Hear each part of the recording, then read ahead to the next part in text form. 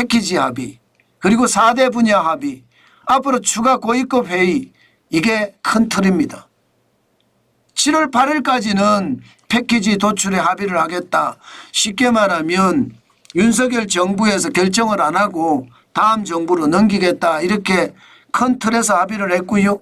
그리고 4개 분야 합의도 관세 비관세 조치에 대한 것, 경제 안보에 대한 것, 투자 협력에 대한 것, 환율 정책에 대한 것도 큰 그림에서 합의를 했다고 합니다. 아마 세부적인 그림을 이제 그리고 있겠죠. 그러면서 5월 중순부터 한국에서요. 한국에서 산업부하고 미국 무역대표부 고위급 회체를 개최합니다. 물론 여기에는 쌀이나 방위비나 소고기에 대한 언급은 없습니다. 물론 방위비는요 별도로 언급을 하겠다 이렇게 이야기를 한 걸 보면 아마 전체적으로 다시 협의가 될 것 같다는 생각은 들어요. 그러면 안 그래도 지금 있는 것만 해도 충격적이다 정말 끔찍하다 생각을 했는데 이제 추가 협상을 통해서 상호간세가 정해지면 어떻게 될까요? 그때는 여러분 지금 생각했던 것보다가 더 큰 위험이 올 수도 있습니다. 그만큼 말입니다. 상황은 점점 나빠진다는 이야기예요. 2019년처럼 나빠질 수 있는 게 현실이니까요. 그만큼 말입니다. 관세는 위협적이다 이렇게 생각을 해야 되고요. 긍정적으로 생각할 수 있는 이유도 많지만 이게 긍정적으로 생각하는 것보다가 기본적으로는요. 경계감을 가지고 생각하는 게 좋습니다.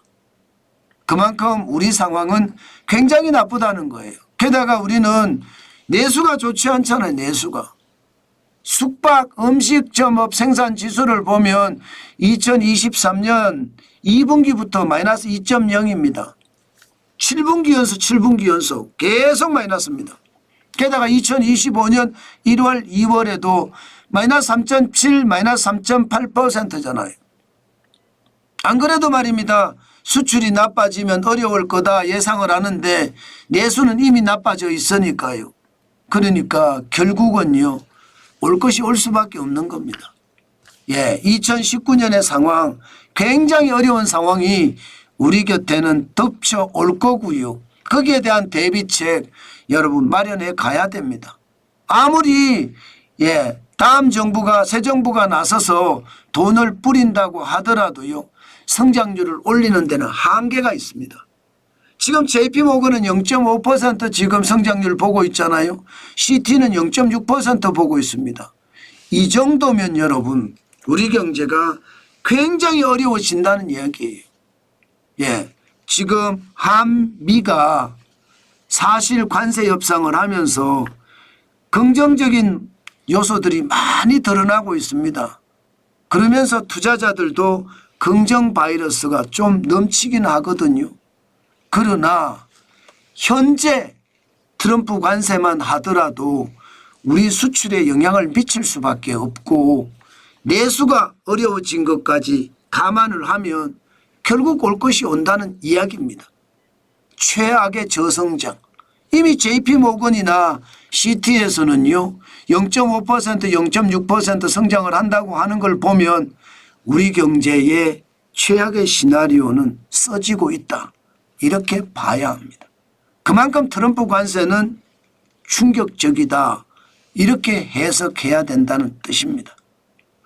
여러분 우리가 생각하는 것보다가 시장은 더 어렵습니다. 아마 앞으로 우리가 생각하는 것보다 더 어려운 시장이 앞으로도 연속될 겁니다.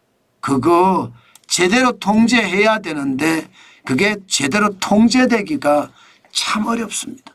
그래서 제가 여러분들에게 말씀을 또 드리는 겁니다.